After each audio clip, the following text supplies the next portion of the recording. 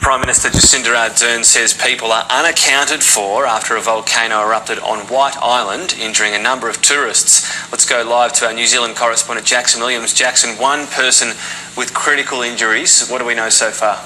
Yeah, Tom, good afternoon. An incredibly serious situation, a fast one that's evolving quite rapidly as well. In the past hour, we heard from the Prime Minister Jacinda Ardern at a weekly post-cabinet media conference saying that it was her understanding that at the time of this afternoon's eruption, shortly after 2 o'clock local time here in New Zealand, that there were around 100 people on or around White Island. However, in a somewhat positive development, we have just received an update from New Zealand Police. They say we now believe there were fewer than 50 people on or near the island at the time of the eruption. Police advising us that some of those people have been transported to shore to Whakatane. However, police say a number of people believed to be on the island are currently unaccounted for. Police are not able to provide us with a figure at this time at how many people they believe remain unaccounted for. Police say that of those transported to shore, at least one has been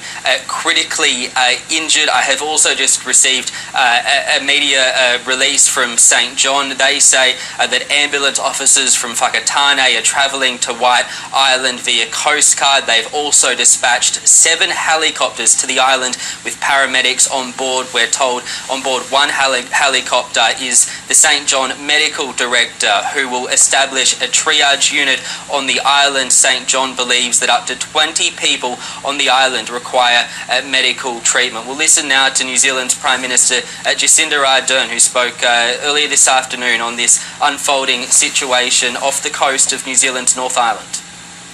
Police search and rescue is supporting the National Emergency Management Agency following an eruption at White Island off the coast of Whakatane. Police were alerted at 2:17 p.m.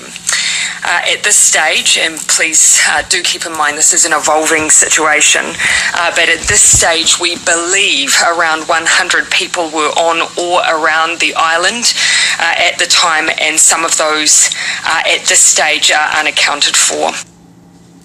Jacinda Ardern there saying it was the initial belief of authorities that 100 people were on or around the island at the time of this afternoon's eruption. Thankfully, police say fewer than 50 were on or around the island, but Tom, certainly very concerning that a number of people remain unaccounted for. Just quickly, I've also received an update from GNS Science speaking with some details about this afternoon's eruption. They said it occurred at 2:11 local time, and that their monitoring data shows that there was a short-lived eruption that generated an ash plume to 12,000 feet above the vent. They say it was an impulsive, short-lived event and affected the crater floor, and that activity appears to have diminished since the eruption. So that's certainly a positive development, that activity has diminished in the hours since this eruption, Tom, because of course there'll be a number of emergency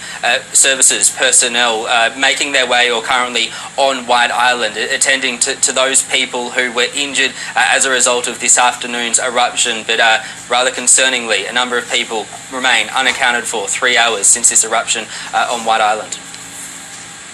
Jackson Williams, thank you. We'll keep updated on that situation happening there in New Zealand.